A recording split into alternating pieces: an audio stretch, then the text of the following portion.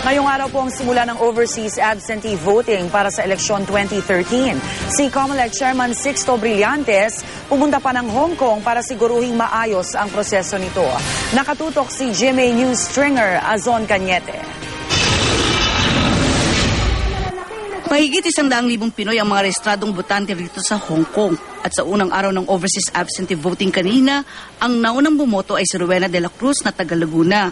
Kahapon pa raw siya nakapila. Siya rin ang unang bumoto rito sa Hong Kong noong eleksyon 2010 at 2007.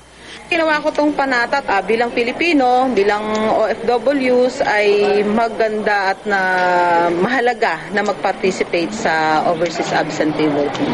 Narito sa Hong Kong si COMELEC Chairman Sixto Brillantes Jr. para bantayan ang botohan. Dahil sa simple, malinis at maayos na proseso dito, pwede raw maging modelo ng OAV ang Hong Kong.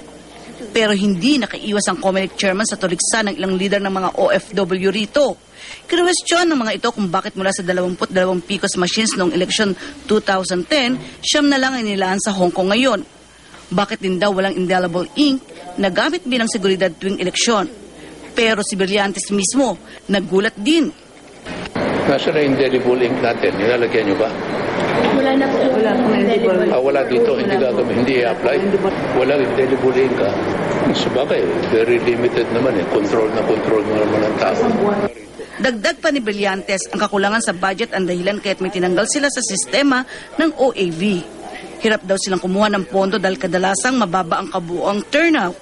May hanggang May 13 ang overseas absentee voter para bumoto. Tulad sa Hong Kong, PCOS machines din ang gamit sa pagboto sa Singapore, Abu Dhabi at Dubai sa United Arab Emirates, Jeddah at Riyadh sa Saudi Arabia at Kuwait. Alson Canete, nakatutok 24 oras.